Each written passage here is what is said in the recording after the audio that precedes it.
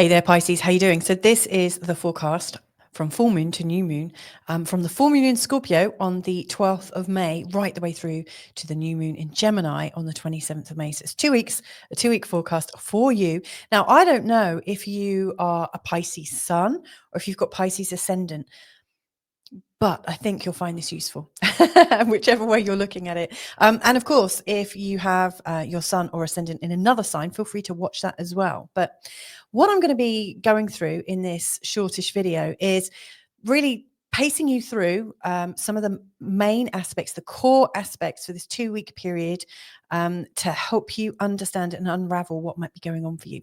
One thing I noticed is the full moon in Scorpio. You know, it's in opposition to Uranus. It's quite shocking. It's got quite a lot of surprising energy, in particular energy that's coming from the depths of our psyche, you know, like real sort of like currently unheard energy that's starting to rumble up, things that we're starting to notice coming from our unconscious mind. And right now, as we're coming into this full moon, to me, it feels like like life is illuminating things that might be shocking us a little bit. And so that's got a real sort of Uranus theme. And as we're going to the new moon in Gemini, you'll also find that Uranus has got a thing or two going on there as well. So yeah, we've also got Saturn going into Aries. So it's a really dynamic 2 weeks. But, you know, the questions that are coming up for me is, first of all, with Saturn going into Aries, and, you know, feel free to check out my Aries, my Saturn in Aries video when I launch it. But I'm really asking, how are you birthing your sovereign reality? That's going to definitely come up in this 2-week forecast. How are you becoming? Who are you becoming? How are you internalizing the great change that you're seeing around you? And how is that great change that's being internalized within you, how is that breaking the hold that authority seems to have on you? So it's a lot of stuff. Inner rebellion, outer rebellion. It's all going down in this 2-week period. If you're new to this channel, my name's Louisa Tanner-Munson. Hi. Welcome. Thanks for joining me here. Feel good astrology. The whole purpose of this is, if astrology feels bad, we're doing it wrong. So yeah, hopefully this will help you feel like there's a bit of space for you to be yourself and a sense of possibility. Now, ordinarily, when I bring up my slides, I go through a series of things. So I usually talk a little bit about the full moon to the new moon, like the energies and how they're switching, and also talk very much, so you can see this in the form of a diary. You see the full moons on the Monday, 2 weeks later and a day, you've got the new moon, and then talk you through some of the big changes. I'm not doing that in this week because I've actually done a separate video for that. So if you want the bigger detail for this 2-week period, I suggest you check that out. The link is in the notes, and you'll see it right at the end of the video. So I do advise you have a look at that. But what I'm going to do right now, actually just after thanking everyone that's supporting this channel, is I'm going to talk you through the chart for the full moon in Scorpio, also the turning point. That's the 3rd quarter moon phase. So you'll see that the moon starts off in Scorpio at the beginning of this phase, gets to here, and then by the end you'll see the last chart, and that is the new moon in Gemini's chart, when the moon has made it here. So it's moving. So I'm giving you a forecast with the moon moving from here right the way round to here, which is happening in the space of that 2 weeks. So anyway, back to those people who are supporting me. Thank you so very much if you supported this channel, whether it's in the past, whether it's very recently, whether it's right now. I just really appreciate you. Life in this channel will be very, very different without you. So thank you so much. Anyway, let's have a look at this Pisces stuff. So the full moon in Scorpio then, and you may well have already looked at my full moon in Scorpio forecast that was released last week. I suggest you have a listen, you have a little look and get a feel for it, because it's definitely got some very, very big energies. As you can see up here, the moon is in this very interesting part of your chart, which is dedicated to your freedom, your liberty, your independence, the broader vision. At some level, there's this desire in you to have this feeling of escape, or this feeling of a greater depth in life, like there's that you're not just going down one particular route, that you're moving towards something that's a lot more rewarding, a lot broader, a lot more I don't know, there's more context. It's something that's maybe more cosmic is the word that's really coming to mind. And Uranus down here in the sun are really emphasizing also how you're feeling a little bit like a round peg in a square hole. And when I say square hole, I mean a square hole in your community, that maybe you're feeling a little bit different. Maybe you're not feeling like you fit in. Maybe new things have been coming to you, new realizations about what's going on in the world and your relation to it. And it's not just sitting very comfortably with you. This particular full moon is really starting off this 2-week period with a feeling of, okay, I'm not quite comfortable. I don't quite feel like I belong. And how can I go on this journey of belonging and becoming? So there is almost this internalized inner restlessness, this feeling of something's got to shift. I need a much greater context to my life, much greater meaning. I want to learn more, really want to learn more and experience more and to share more. And so how can I do that, within the current confines of my life? So to me, it feels like there's this sense of breaking up with part of your life. I'm not suggesting that you do anything crazy or anything like that, but some of the ways that your current life, like some of the ways that you're being within your current life are feeling a little bit rigid. And there's that desire to kind of shake it off in that sort of very Uranian manner down here. Now, and this is the next bit that I'm really delighted to announce. We are coming right to the end of the Pluto and Mars opposition, which really started at the end of October 2024. This is really the last point. As we go through this, you'll notice that this opposition has moved out. Mars just comes out of that area with Pluto. So whatever has held you back recently and has had you wondering about your survival, but then wondering if you've got the strength to do anything about it, that energy is going to kind of release. And so I do think from the moment that this forecast starts with a full moon in Scorpio, where you might be really aware of the things you want to shake off, really aware of where you felt tight and stuck and almost like you can't survive, especially if you're like me and you're future pacing your life and you're thinking, okay, well, this is going to lead to this and this is going to lead to this and this is going to lead to this. And if it's feeling oppressive and heavy, which I believe it has done for you, with this Pluto and Mars opposition, this is going to change. Within the first week, it's going to start to get really, really nice and to start to feel a lot smoother, a lot easier. The moon is going to be going through Sagittarius. When it's going through Sagittarius on the 13th, there's this feeling that, you might be paying a bit of attention to your career. You might be feeling a little bit more visible in your life. The moon's going to be coming over this part of the chart. Now, one of the things I think is kind of important is as the moon goes into Aquarius around the 18th. Now, the 18th is... I'm just looking at my, if you're wondering why I'm looking at my diary at the top. On the 18th, that's Sunday the 18th, there's Mercury in a square to Mars and Jupiter in a sextile to Chiron. So, the moon is in a conjunction with Pluto on the 18th and Mercury's in a square with Mars. On that Sunday, it's likely that you're going to be feeling a little bit sensitive, like highly sensitive. The moon and Pluto coming together in your 12th house is really going to be bringing out this sense of intensity, surprising intensity, maybe intensity you can't quite put your finger on it, and that can be quite confusing, that on its own. But with Mercury in a square to Mars, as you can see, that's also happening on that day. So Mars is here and Mercury's here. It's obviously it's just coming in. You'll see it in the next slide.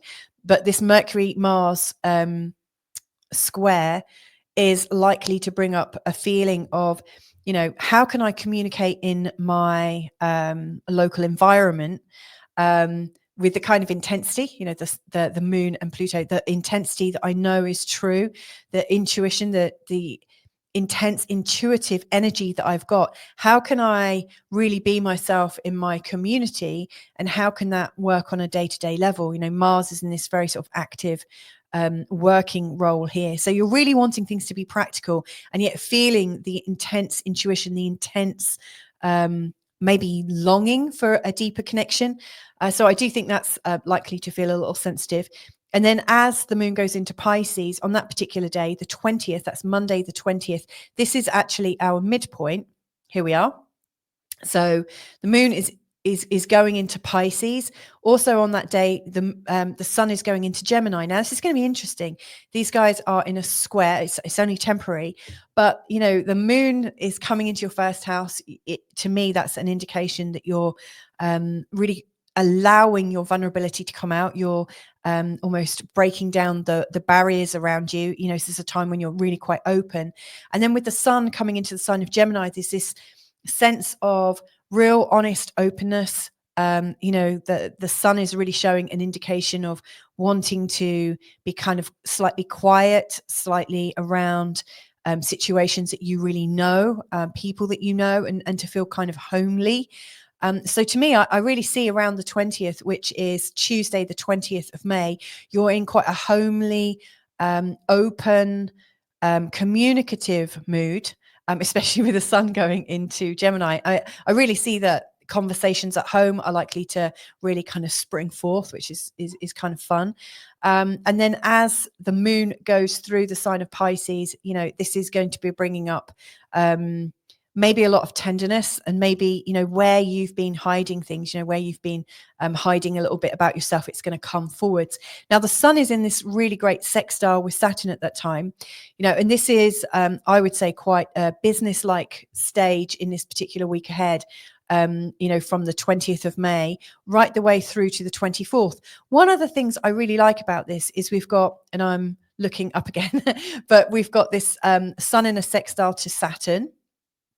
We've also got Venus in a trine to Mars. That's a really nice balanced energy. The sun in a sextile to Neptune is asking you to bring out your creativity. And then on the 24th, by which time on the 24th, the moon is going into Taurus, and that's Saturday, the 24th. We've got the sun in a really, really strong trine to Pluto, exactly. And also Mercury making an exact conjunction to Uranus. I mean, around this leading up to Saturday the 24th is super powerful. Now, this could be making some big changes. Like I said at the start, it felt like you weren't very associated or feeling like there's a sense of belonging within your community. And by the 24th, like a week later, just over a week later, it feels like there's an opportunity for you to be your weird and wonderful self, for you to do something slightly spontaneous, to do something that's a lot more about you, your independent way of being. And to me, I think there's the opportunity to strike up a conversation about it. I mean, I don't know what's going on around you around that time, the 24th of May. Definitely there's a feeling of building pressure because Saturn, comes out of Pisces and into Aries the very next day. So there's definitely this feeling of change going on. But to me, I think there's this opportunity for like a deep, sudden, spontaneous creation, with the people that you're sort of celebrating life with. So I would say if there's anything kind of summery, like some kind of festival vibe, or somewhere that you might go to learn and share within your community between the 24th and 25th, I think that would be a really dynamic time that would help you to feel, a lot more. It'll give you an opportunity to sort of pace out what it is that's going on for you. Now, as I said, Saturn is going into Aries on the 25th. It's a huge day. As Saturn is coming into this part of your chart, there's this really strong impulse to really consider how you are doing life. Are you organized enough to be able to earn enough for the rest of your life? And that's a huge question. Obviously, you don't have to answer it straight away. But Saturn's new position in Aries is going to bring up some of these questions, and Neptune has recently gone into that part of your chart as well, really, I think encouraging you to want to work in a very natural, intuitive, and really heartfelt way. So it feels like whatever you're doing is really helping your soul, doing something that really matters. So I don't know how you can become more like a spiritual entrepreneur, or bring some of your God-given skills, the things that you intuit in yourself, forwards within your business. I don't know. But to me, there's a really important feeling of needing to marry practicalism and being determined and sensible, and dedicated, but really dedicated to unpacking the sort of entirety of you, that soul-driven spark within you. So yeah, there's a lot about your inner spark and intuition, and also how you can feel really at home in your environment. And it's true, some of the concerns that you have, that you might not be in the right place, it might actually be true. You might be better served somewhere else, but who knows? The very next day we've got Mercury going into Gemini as well, so this is really creating a sort of buzz, and it's really leading up to the 27th. And of course, that's the day when we've got the new moon. Now, I've also got a new moon reading that I'm going to release very, very soon. But this new moon in Gemini is absolutely creating a sense of new, a need to be independent and your own sovereign authority. Really feels like there's this sense of being able to talk about things openly, to being, I really think there's this kind of push to learn a lot more. See, this new moon is in a lovely trine with Pluto, and Pluto is absolutely anchoring you into your intuition, your unconscious mind, and all of your unconscious but psychic gifts. And it's kind of delivering it to you at home in a way that feels really, really natural to help you find your sense of belonging.